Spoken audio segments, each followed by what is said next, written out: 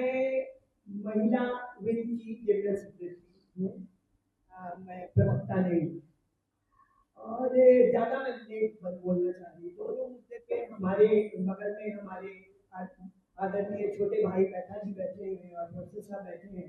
इन्होंने लगभग सारी बातें बता दी। अब मुझको सिर्फ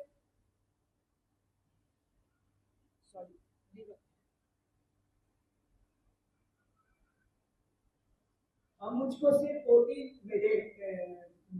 मुझे जानकारी देना है। जहाँ तक आप बात करें भूमि सर्वेक्षण की, तो ये बहुत पहले से कानून बन चुका है कि महिलाओं को भी भूमि में अधिकार मिलेगा, लेकिन इस सर्वेक्षण ने सारी सामाजिक स्थिति में उठा पटक शुरू करके रख दिया। ये कभी तो खुद ही हमारे पूजनीय मुख्यमंत्री घबरा के बंद कर देते हैं, कभी चालू कर देते हैं। अगर नहीं करवा पाते हैं तो क्यों इन्होंने शुरू करवाया? अगर इनके पास कैपेबिलिटी नहीं है, लोग नहीं है, तो पहले भी था, कानून बन चुका था। और हम, चूंकि मैं महिला हूँ, मैं दावे के साथ बता सकती हूँ कि हम अपना अधिकार नहीं लेते थे, क्योंकि एक हमारा आधार बना हुआ था अपने पीहर में, पिता के घर में, कि बहुत ही इज्जत और ये मिलती थी। पिता के जाने के बाद भाई देते थे। इतना खराब स्थिति पैदा कर दिया गया, उससे कुछ फायदा नहीं है। पहले भी अधिकार अगर हम चाहते और जरूरत होती तो हमको मिल जाता था, क्योंकि कानून था। कानून काफी पहले बन चुका है, आप लोगों को जानकारी होगी। अब इन्होंने ये स्थिति कर दी है कि उठा पटक की स्थिति में कौन लड़की अगर पिता के बाद घर जा भी पाएगी कि नहीं जा पाएगी, ये स्थिति इन्होंने पैदा करके रख दी है। तो ये क्या अच्छा है?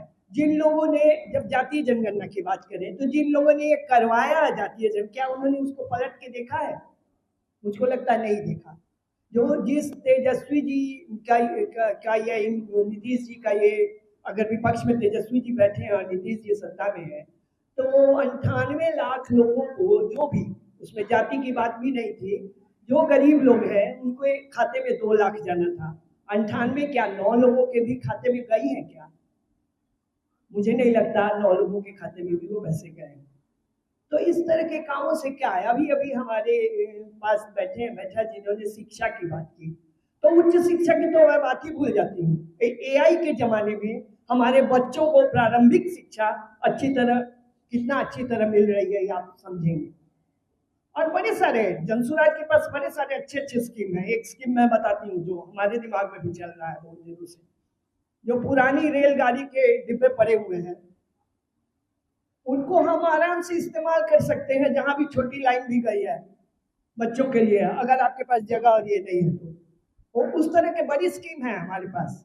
नेतरहाट की तरह एक जिले में एक विद्यालय ही तो खोल दीजिए, बहुत सारे की जरूरत नहीं है। तो पहले तो प्रारंभिक 10वीं तक तो अच्छी से हमारे बच्चे AI के जमाने में पास हो। कहाँ के रह जाएंगे बच्चे? कंप्यूटराइज शिक्षा और AI की बात करते हैं हम। क्या हम हमेशा पीछे ही रहने के लिए पैदा हुए हैं? मुझे नहीं लगता। मुझे लगता है इन चीजों पे विपक्ष के लोगों को सोचना चाहिए, जो नहीं सोच रहे हैं, सिर्फ कूदते हैं कि ये और वो। तो अभी तक तो नहीं था तीसरा कोई विपक्ष, अब सामने है, अब जनसुराज सामने है, तो इसलिए अब विकल्प है।